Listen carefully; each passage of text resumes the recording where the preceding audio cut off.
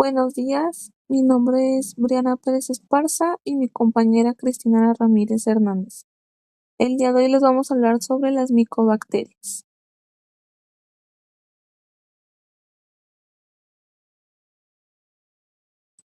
Yo les voy a hablar sobre la Mycobacterium leprae.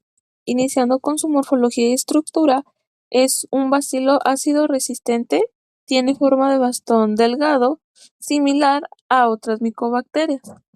Posee una pared celular rica en lípidos, especialmente ácidos micólicos, lo que le da resistencia a la decoloración por ácido-alcohol. En su superficie contiene un glucolípido fenólico específico llamado PGL1, que es un glucolípido fenólico 1 y es característico de esta especie. Este glucolípido está relacionado con la adhesión a células nerviosas y el daño a los nervios periféricos. Características para la identificación y subtipificación. Estas son características usadas para reconocer al microorganismo. Como número 1, pues tenemos que no crece en cultivo artificial. No puede cultivarse en medios artificiales ni en cultivos celulares y pues esto limita mucho su estudio en laboratorio. Como siguiente tenemos crecimiento en animales, puede crecer lentamente en ratones y armadillos. Como número 3 tenemos crecimiento extremadamente lento. Tiene un tiempo de duplicación de aproximadamente 14 días. Después sigue identificación microscópica. Esta se detecta mediante tinción ácido-alcohol resistente. Como ejemplo, pues es la Ciel-Nielsen.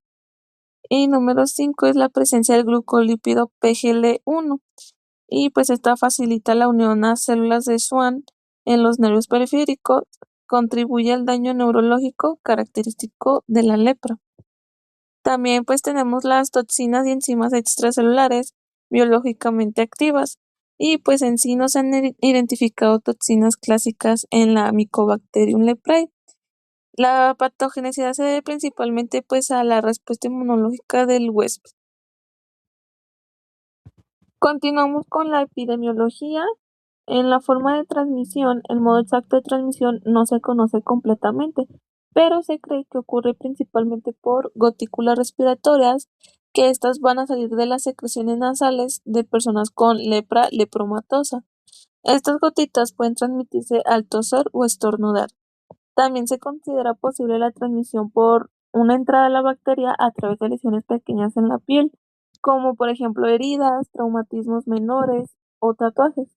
Algunos estudios sugieren que los insectos podrían participar en la transmisión, aunque pues esto aún no está completamente confirmado. Y pues el principal reservorio de la Mycobacterium leprae es el ser humano infectado. Después seguimos con el periodo de incubación. Este es muy largo, lo que significa que la enfermedad tarda mucho tiempo en aparecer. Este generalmente dura entre 2 y 7 años y en algunos casos puede llegar hasta 40 años. La bacteria tiene baja capacidad de contagio. En la mayoría de las personas que desarrollan la enfermedad han tenido contacto cercano y prolongado con una persona infectada. La lepra es poco común en América del Norte y en Europa. Esto es muy frecuente en Asia, en África y en América Latina.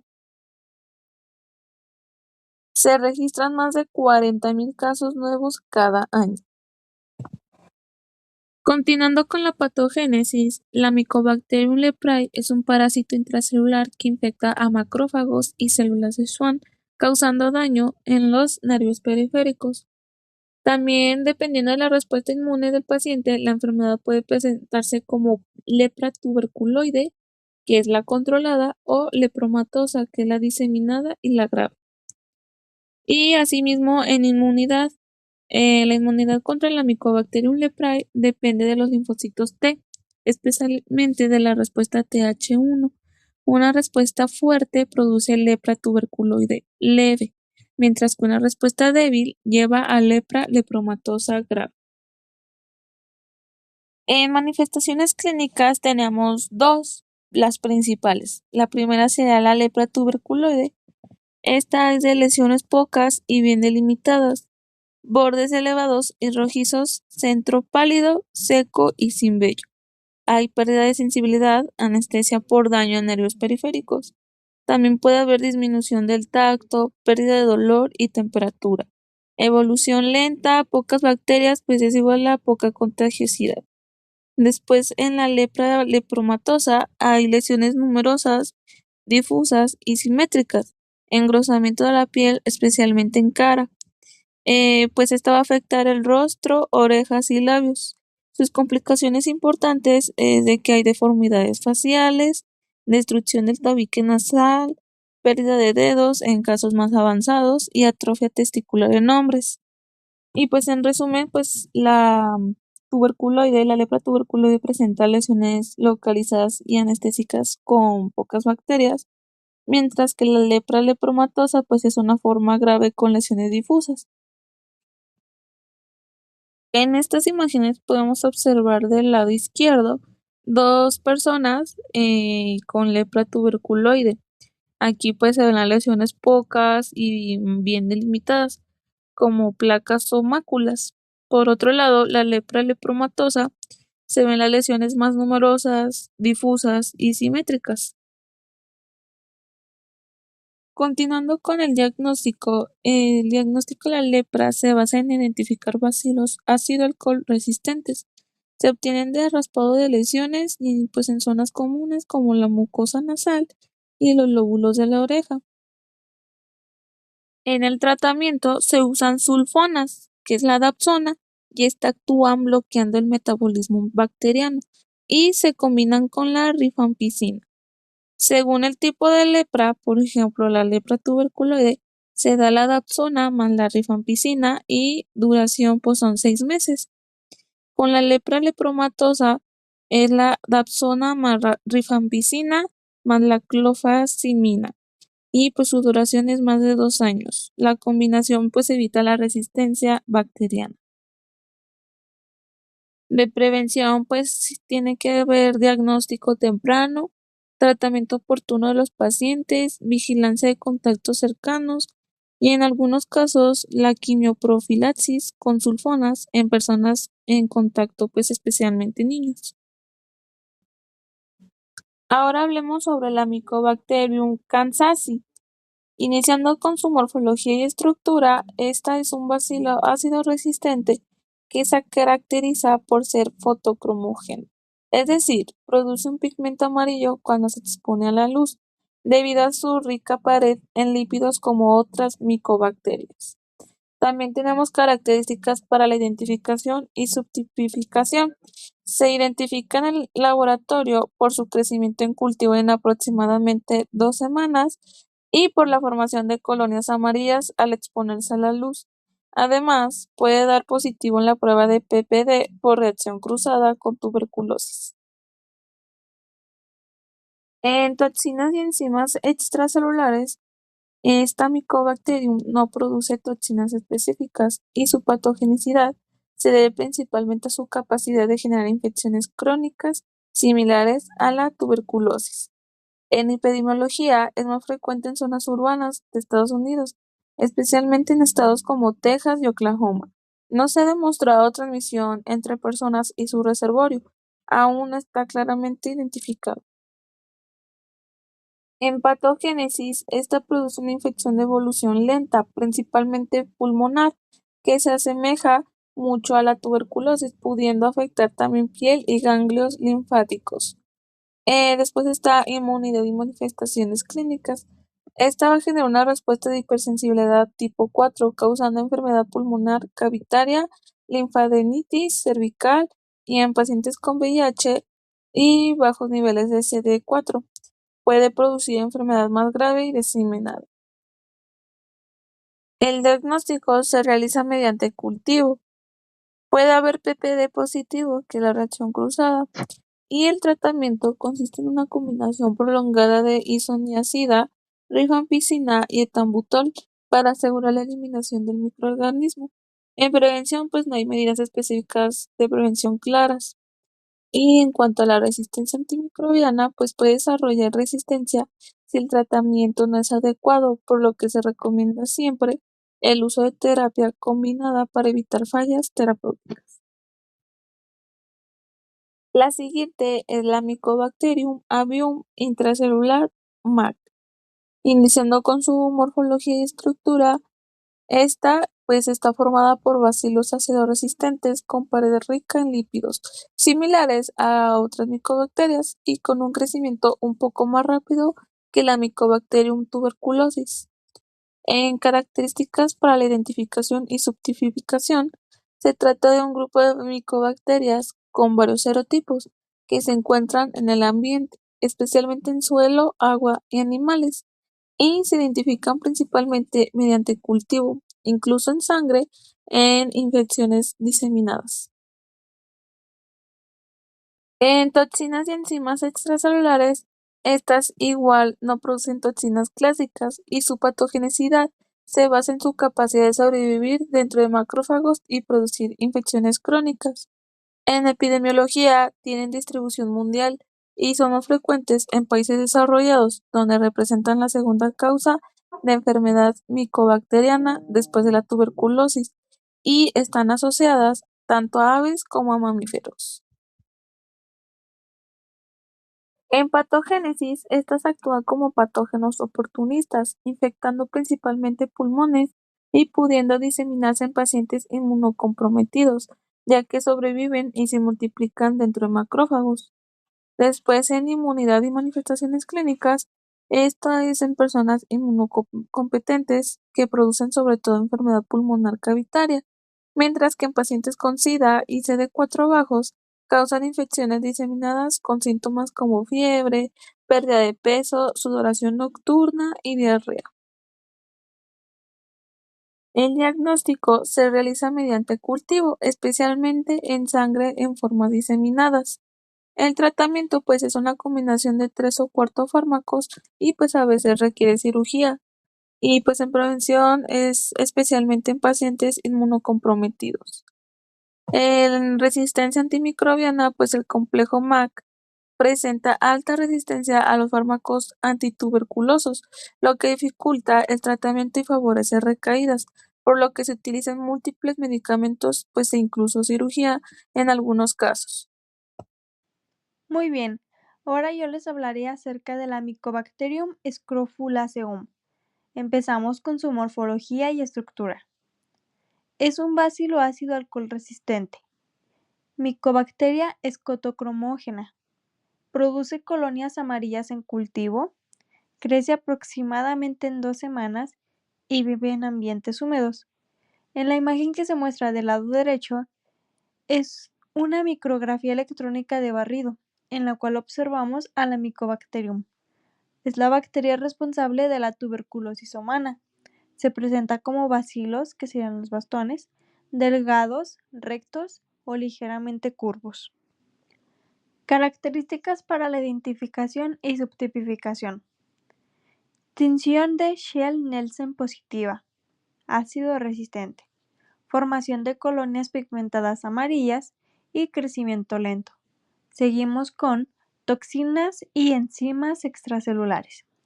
Estas poseen componentes de pared celular que estimulan inflamación granulomatosa.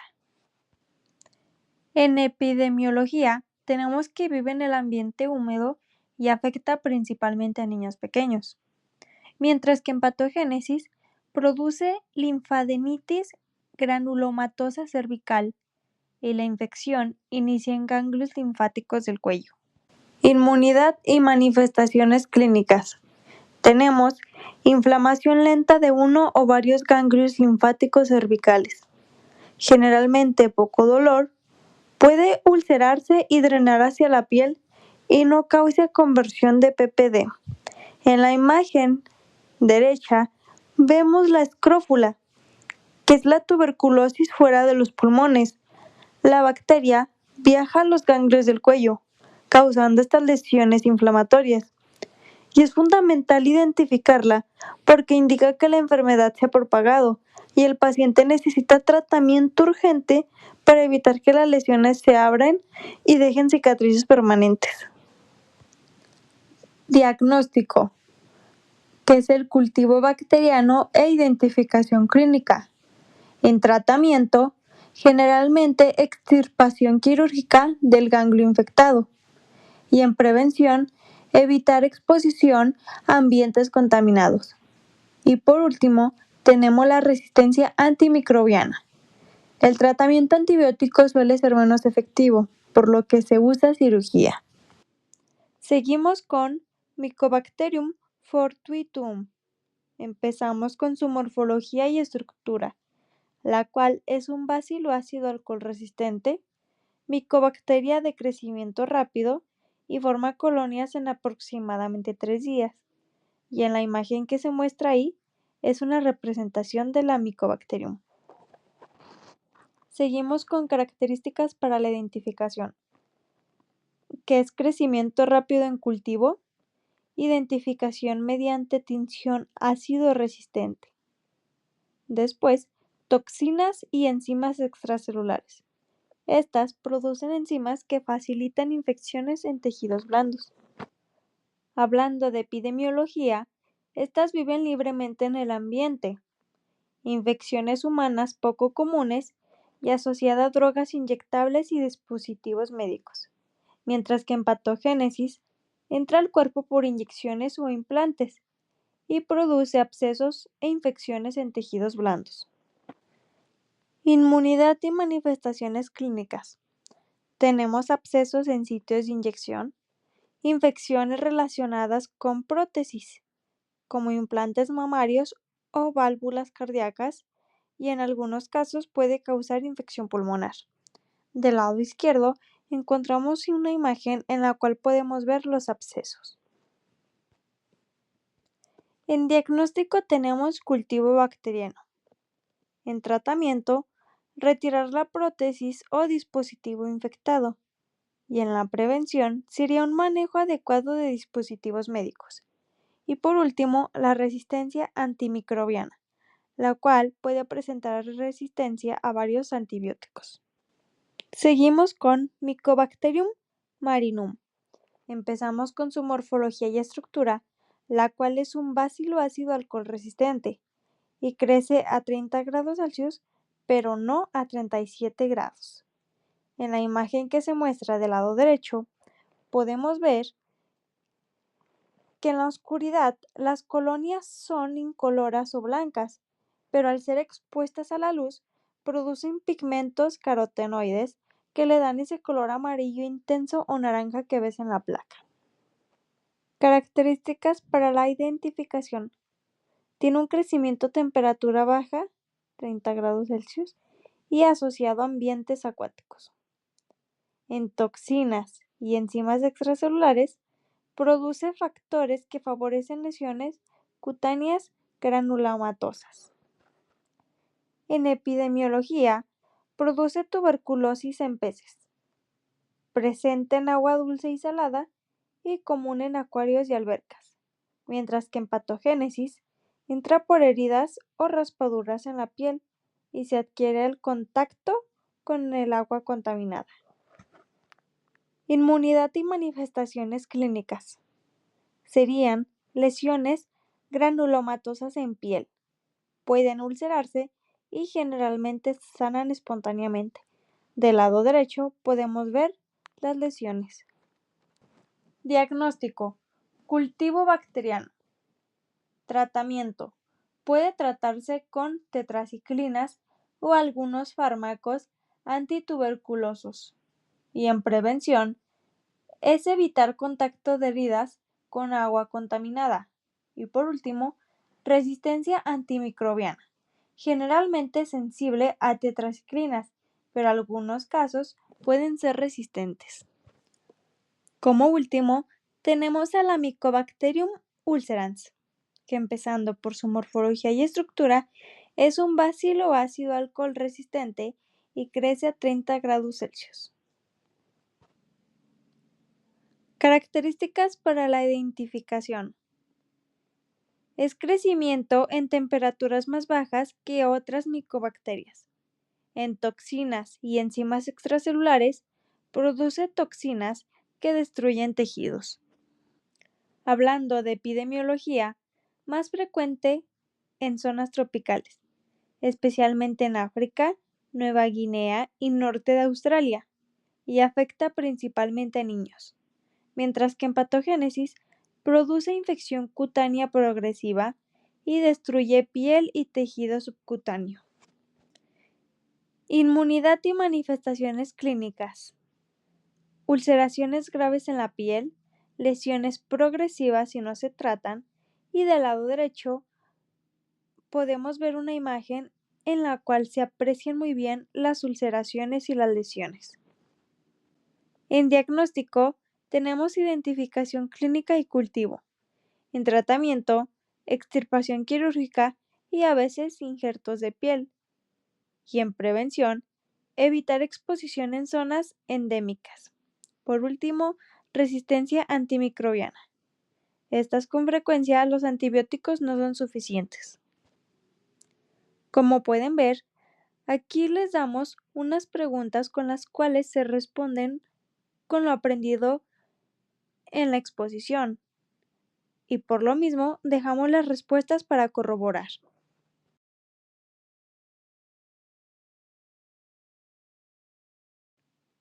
Muchas gracias por su atención y espero que se hayan aprendido algo nuevo.